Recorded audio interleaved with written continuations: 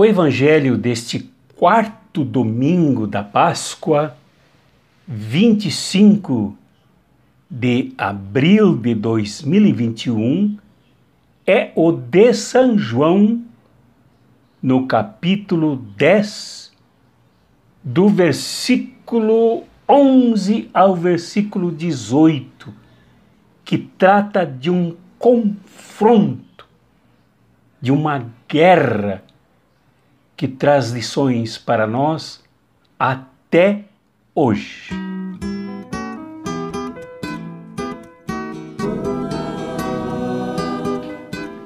Neste evangelho do quarto domingo da Páscoa, que reflete também a vida vencedora da morte imposta pelo acordo entre a religião oficial do templo judaico e a religião do Império Romano, ambas encarregadas de matar o povo na Palestina e em todos os quadrantes do Império. Neste capítulo, a discussão que se levanta, que a comunidade de João vivencia aí pelos anos 90, quando redige o Evangelho, é da luta, do confronto, da contradição entre o bom pastor e os mercenários. Aqui neste Evangelho, Jesus toma exemplos que parecem corriqueiros às pessoas de sua convivência, da comunidade joanina. Ovelhas, lobos, rebanhos, pastores, aprisco, porta de entrada, muro por onde saltam os salteadores, ladrões e salteadores. São termos usados na vida pastoril, na vida rural. Jesus também entendia disso. Ele também tinha sido pastor de ovelhas. Ele cuidara de ovelhas também. Ele era também um líder camponês. Pois, com esta linguagem parabólica, o Evangelho nos ensina duas coisas fundamentais. Uma delas que este mundo onde vivia a comunidade joanina, e nós poderíamos já adiantar dizer o mundo onde nós vivemos hoje, é marcado pela morte causada pelos mercenários. Não pelos lobos. Os lobos apenas vivenciam a sua parte na rede da vida. Comer ovelhas, matar e comer as ovelhas é da ordem natural dos lobos. Mas deixar as ovelhas expostas aos riscos de serem apanhadas pelos lobos é problema de mercenário. Então aqui Jesus quer nos ensinar que nesta vida, e não só no tempo da comunidade joanina, nesta vida nós vivemos esta permanente tensão com a contradição entre a vida intensa, abundante, que o bom pastor dá, vive, e a que os mercenários expõem para ser assim, estraçalhada, comida gratuitamente. E quem são os mercenários e quem é o bom pastor? Bom pastor que dá a sua vida pelas ovelhas, porque recebeu do Pai esse dom para dar a vida, e somente Ele tem o poder de dar esta vida, de entregar essa vida. até mesmo para aqueles que acham que foram eles que prenderam Jesus e o assassinaram na cruz. Aconteceu porque ele deu a sua vida. Ele entregou a sua vida. Jesus é o bom pastor que qualifica a ação do bom pastoreio. O bom pastoreio, e aqui está também a figura profética de Ezequiel 34, quando o profeta acusa os sacerdotes, os reis, os responsáveis pelo cuidado do povo, os profetas e o evangelho não separam ações políticas e cuidados pastorais, são a mesma coisa. Então Ezequiel acusa os reis e sacerdotes de não cuidarem as ovelhas, de não serem bons pastores, de não cuidarem para que elas não sejam devoradas, não cuidarem aquelas que são feridas, não buscarem aquelas que se extraviaram, não se sacrificarem por aqueles que caíram precipício abaixo, entre os abismos das campinas. Por detrás desta parábola contada por Jesus, parábola do bom pastor, está a denúncia dos mercenários.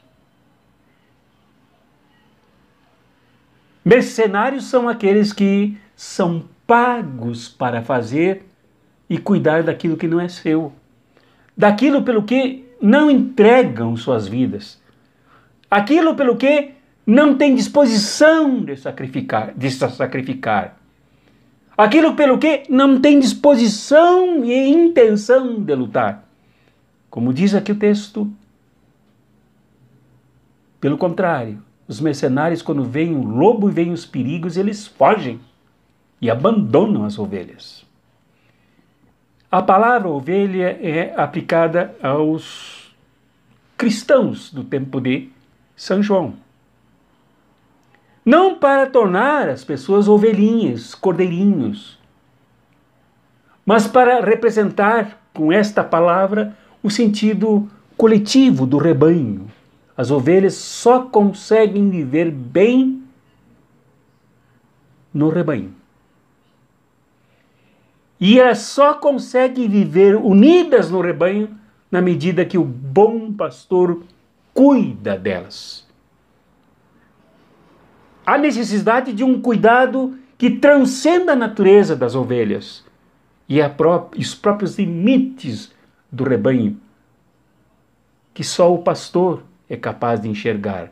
A água lá mais adiante, o risco do abismo, o risco de serem devoradas pelos lobos, o risco de serem roubadas, o risco de serem assaltadas, serem mortas. O pastor enxerga mais isto do que as próprias ovelhas. As pessoas são gregáveis por natureza, já nos ensina a antropologia.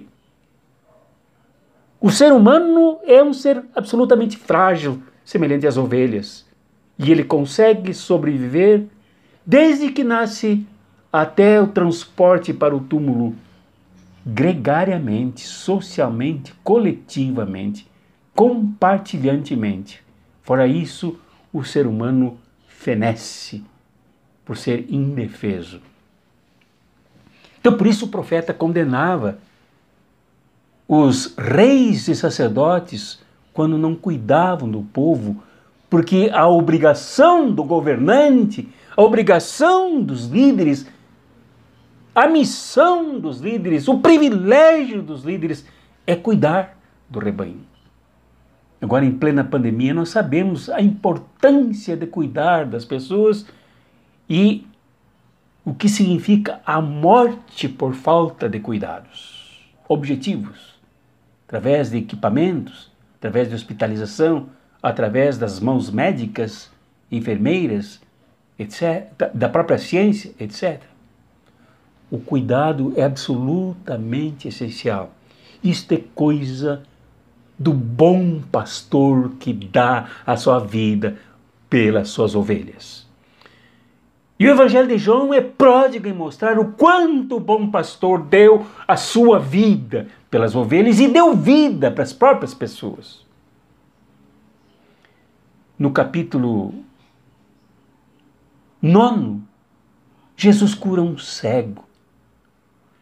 Um cego que é fustigado por perseguições por passar a ver.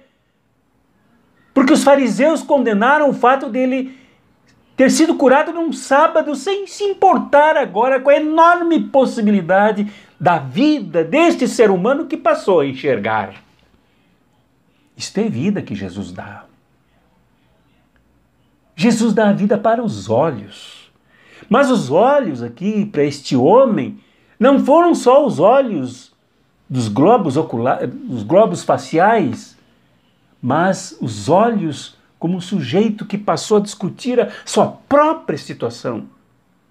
Os próprios pais mesmos foram chamados a defender o filho, que antes era cego e agora via.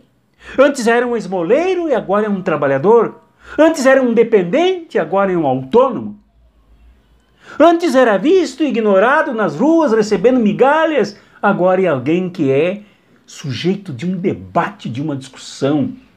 É acusado, inclusive, de ser seguidor de Jesus. Jesus dá vida.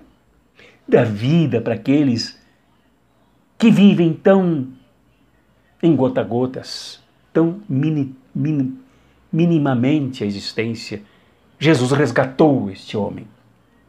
Tanto é verdade que, quase no final do capítulo 9, Jesus disse que aqueles que não viram e veem são os que o seguem. E aqueles que não o seguem são cegos. Então, aqueles que se abrem para a vida do bom pastor, a vida em abundância que ele dá, passam a enxergar, passam a ser sujeitos, passam a ser parte de um debate que precisa ser feito. Passam a agitar a sociedade. Envolvem todos os atores que participam desse processo. Mas Jesus dá vida também para Lázaro. Jesus foi chamado para atender a família de Lázaro, seu amigo que tinha morrido. Chegou na casa de suas irmãs e encontrou luto e chorou com elas. E depois arrancou Lázaro da morte. Jesus não aceita a morte como uma vontade, uma predestinação divina. Jesus resgata do túmulo, das amarras, de tudo, aquele que morre. Porque Jesus é vida e vida em abundância. O bom pastor vem trazer vida. Então, o principal polo aqui desta parábola é a vida trazida por Jesus, que ele traz do Pai e a vive intensamente compartilhando-a com aqueles que mais precisam. E quem é que mais precisa? Vimos aqui o cego, os cegos, vimos aqui o morto, Lázaro, os mortos, e vimos também aqui o povo todo, inclusive no templo, quando Jesus entrou em plena festa para falar sobre a vida e sobre a fé. Jesus não para de compartilhar a vida, de dar a vida e a vida em abundância.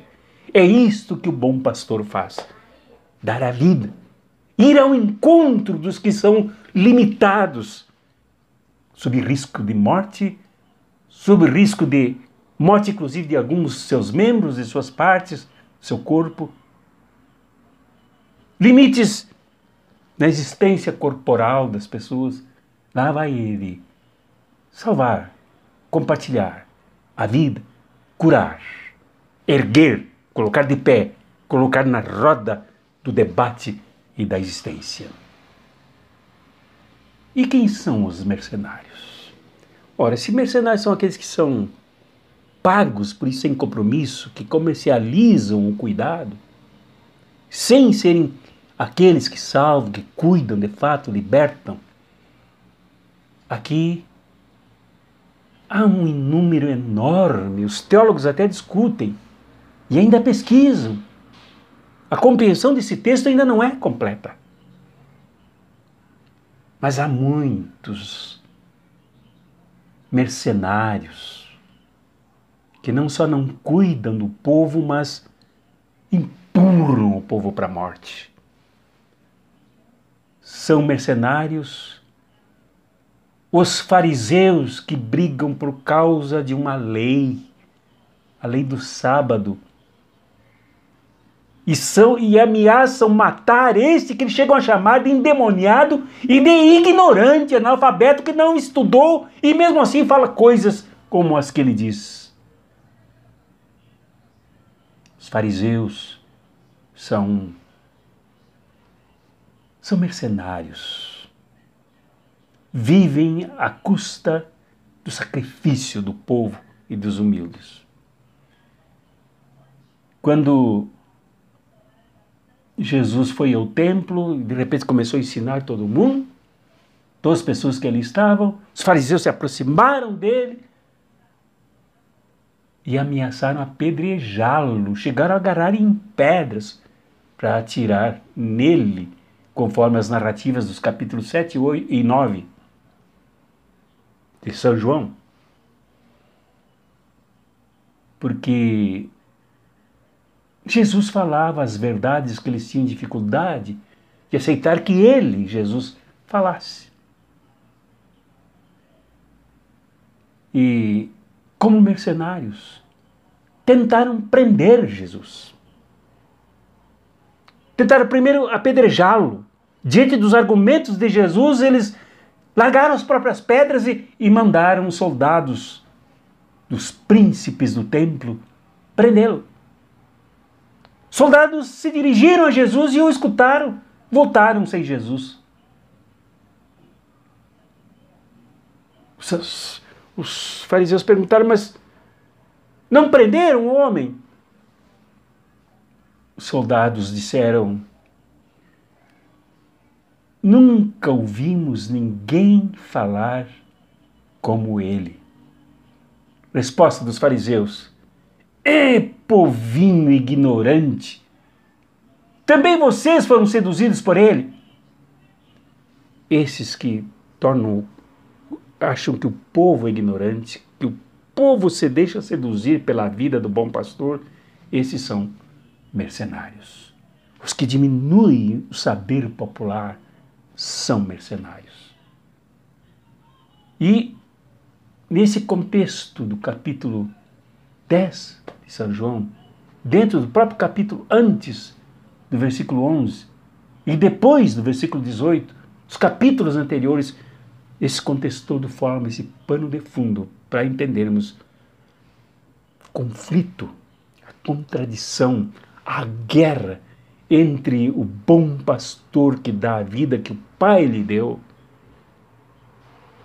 e o sistema mercenário que não é a favor da vida, que não defende a vida, que não protege a vida dos pobres, do povo, dos humildes, dos trabalhadores e trabalhadoras, como Jesus o faz. Então, para encerrar, nós temos que escolher um caminho sempre, sempre, entre dois polos, entre dois caminhos, nós sempre temos que escolher um. Tenho certeza de que comigo vocês escolhem seguir, se envolver, recepcionar o projeto do bom pastor que dá a vida. Participei de um encontro ao final desta tarde e ouvi uma pessoa dizer que aqueles que se entregam pelo povo correm riscos de morrer. Mas se não se entregarem pelo povo, correm o risco de serem acusados por suas consciências e morrerem em pânico, se sentindo culpados. Então é preferível se entregar. Nós que seguimos Jesus temos esta possibilidade de darmos a nossa vida como Jesus deu. O tempo inteiro, a cada momento, principalmente a quem sofre, para que se liberte, para que faça como o cego, que em dado momento diz: olha, eu não sei quem é, não sei explicar direito quem é, eu só sei que eu era cego e agora eu vejo. Ele quase que até poderia completar: eu era cego, agora eu vejo, eu não falava, agora falo. Vocês nunca me viram para me ouvirem, agora vocês me veem para me ouvir e agora eu estou no meio de vocês. Nós, seguidores de Jesus, somos chamados para esta roda. Somos chamados para nos colocarmos e defendermos a vida. Nós somos seguidores do bom pastor. Nós nos confundimos entre sermos ovelhas do bom pastor, que amamos o coletivo, amamos a comunhão, amamos a efervescência da vida deste rebanho, e ao mesmo tempo nós somos seguidores do bom pastor que nos defende e se entrega por nós e nos ensina a nos entregarmos pelos outros. Criarmos um rebanho, uma sociedade, um mundo de relações de entrega, em que as pessoas aprendam a se entregar de forma ousada, de forma corajosa, de forma cheia de fé, sobretudo amorosa, afetiva, carinhosa, solidária uns com os outros. Isso é seguirmos o bom pastor. Isto é abraçarmos a vida abundante que ele nos dá, ao contrário do mercenarismo que só vive para tirar a pele das ovelhas, tirar pelego das ovelhas, arrancar tudo que as ovelhas têm, sem nada fazer por elas e sem nem mesmo se sentirem mal pelo mal que fazem para a humanidade. Que a bênção do Cristo cheio de vida te revitalize. Que a bênção do Cristo que nos une te unifique. Que a bênção do Cristo que abre os olhos te ajude a enxergar melhor.